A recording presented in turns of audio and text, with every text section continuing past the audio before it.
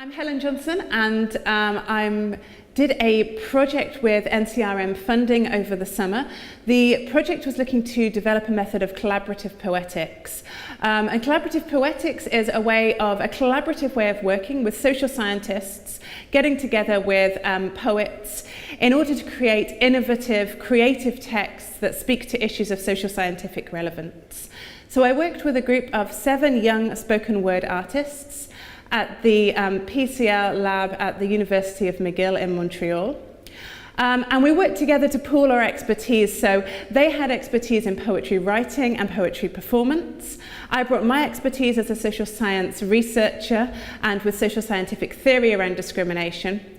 And we also had a third base of expertise, which was around the participants, the co-researchers' lived experiences, which is something that I think isn't often given the central attention in social scientific theory that perhaps it deserves. So we brought together these 3 pools of expertise, and we created a set of spoken word poems. We created a live spoken word show, a set of poems that we put into a poetry chapbook, and also some poetry videos.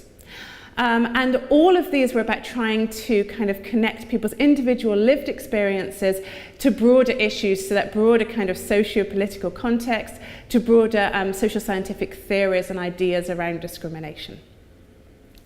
We're still doing an analysis of the project. We're still doing a thematic analysis of interview and focus group data that was carried out with the co-researchers. So that's kind of pending, but a preliminary analysis reveals that the project did a whole load of different things for people.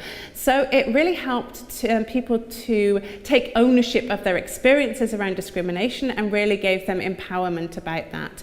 It helped them to feel that they had the authority to create knowledge, that they could speak about those experiences. It was also transformative in encouraging people to speak out against future experiences of discrimination, and also past experiences of discrimination as well. So it changed the way in which people interact with the world and in which they respond to these issues.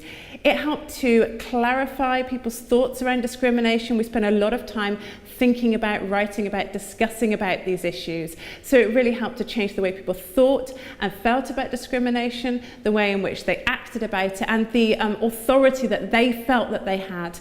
And also for these young poets who are emerging artists, talented emerging artists, it gave them an opportunity to develop their writing and their performance skills as well.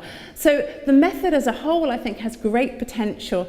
It has potential for encouraging new audiences to access social scientific knowledge, but it's not just about new audiences for that knowledge. It's also about creating new forms of knowledge as well. It's about transforming the kinds of knowledge that we produce, the forms that they take, and who it is that has the authority to produce that knowledge in the first place. The NCRM IVES funding was really essential in order for this project to take place, really.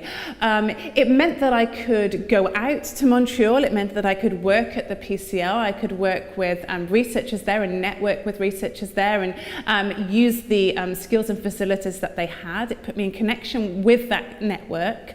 It enabled me to do pivotal things around the project, so I could do things like hire the theatre space that we use for the spoken word show, create the chapbooks and so on.